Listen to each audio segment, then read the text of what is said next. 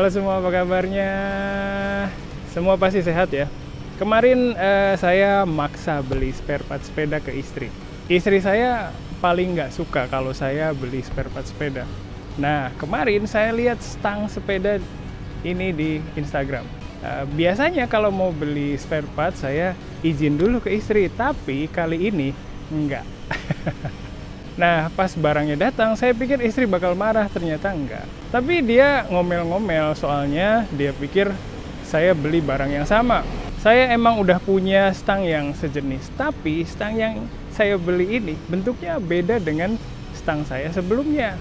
Berkali-kali saya yakinin kalau stangnya beda. Tapi istri saya masih mikir dua stang ini sama. Kalau di mata saya sih beda. Terus kemarin ada beberapa mahasiswa kasih kue lebaran ke saya.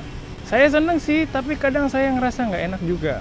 Saya sebenarnya nggak mau terima barang atau makanan dari mahasiswa. Terus saya juga sering bilang ke mahasiswa kalau saya nggak mau terima pemberian dari mereka. Tapi ya walaupun saya bilang begitu, tetap aja ada mahasiswa yang kasih makanan atau barang. Kemarin saya dapat kue lebaran juga dari kampus. Terus belum lagi yang kemarin istri saya beli di pasar. Jadi di rumah itu ada banyak kue lebaran.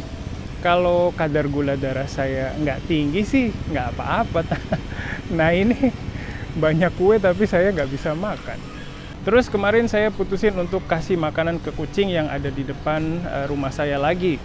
Kucing itu ya nyebelin soalnya suka beol sembarangan di sekitar rumah. Gara-gara itu makanya saya nggak pernah kasih makan dia lagi. Tapi akhir-akhir ini dia sakit. Terus saya jadi kasihan deh. Biasanya saya beli makanan kucing lewat online. Tapi kemarin saya beli ke teman saya. Teman saya ini suka nyetok makanan kucing loh. Pas saya ambil makanan kucingnya, ternyata dia nyetok makanan kucing banyak banget. Dia simpan stok makanan kucingnya di lemari kerja. Terus saya bercandain dia dengan bilang kalau dia itu pengedar.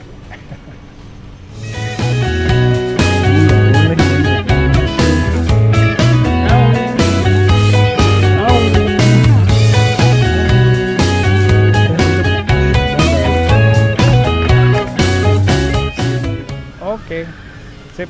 Itu tadi cerita keseharian saya. Makasih untuk kalian yang udah nonton video Japanesia minggu kemarin.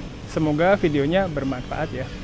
Kalau ada hal yang kalian harap bisa dibahas di video kami, kasih tahu aja lewat kolom komentar. Kali ini saya mau cerita tentang korupsi di Indonesia. Tahun kemarin kan saya pernah cerita tentang korupsi timah ya.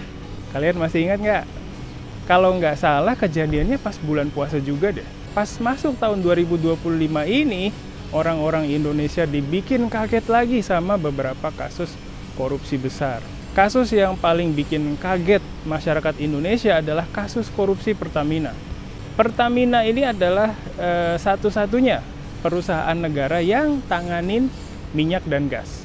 Jadi tabung gas melon yang sempat langka beberapa bulan kemarin itu adalah produknya Pertamina. Terus bensin yang dipakai sama orang Indonesia juga semua dari Pertamina. Jadi produk dari Pertamina Jadi produk dari Pertamina ini adalah produk yang berkaitan langsung sama keseharian masyarakat Indonesia. Karena itulah masyarakat Indonesia jadi kaget banget pas dengar tentang korupsi di Pertamina. Kasusnya itu kayak gini. Pertamina ini harusnya beli minyak dari dalam negeri untuk penuhin kebutuhan energi di Indonesia. Nah masalahnya para petinggi Pertamina nggak ngelakuin itu.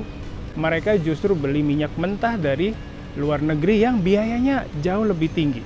Selain itu, pihak Pertamina juga mencampur bensin biasa yang namanya Pertalite dengan bensin berkualitas bagus yang namanya Pertamax. Tapi mereka jual bensin campuran itu dengan harga bensin Pertamax yang lebih mahal daripada Pertalite. Parah banget sih. Katanya gara-gara kasus korupsi ini negara dirugiin sampai 193,7 triliun rupiah. Ini baru satu kasus aja loh. Di awal tahun 2025 ini ada 3 kasus korupsi besar lainnya. Dulu saya mikir kalau kasus korupsi itu muncul karena tingkat pendidikan yang rendah. Tapi orang yang korupsi itu semua rata-rata berpendidikan tinggi ya.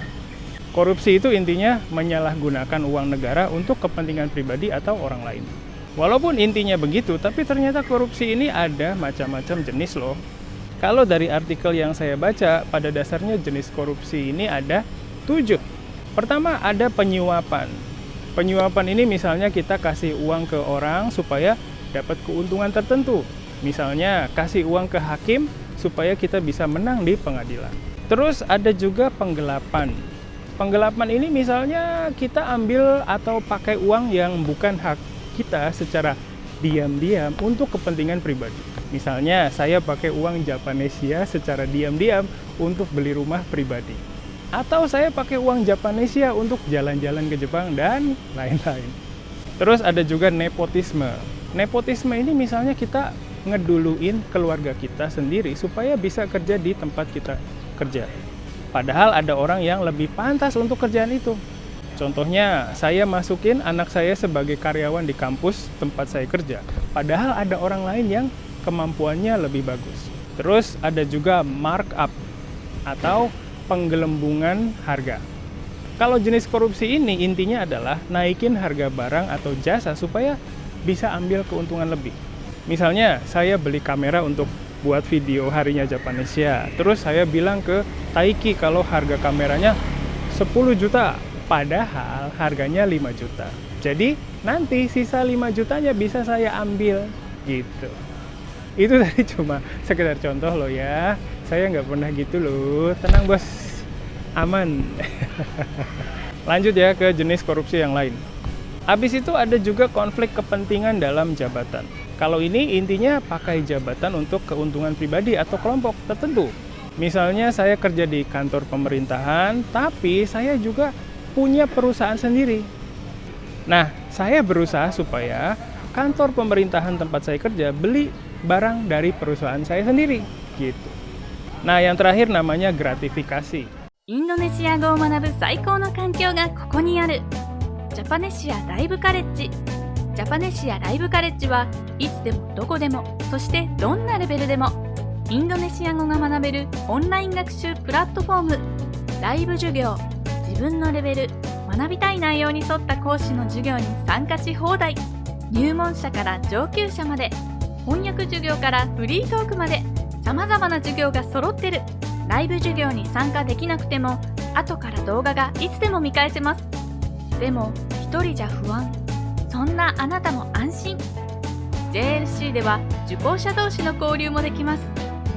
わからないことは Facebook グループでいつでも質問ができる。特集コンテンツ。多彩なコンテンツを手軽にオンラインでリスニング、日常インドネシア語アニメーション教材、語彙、文法、あらゆる教材が使い放題。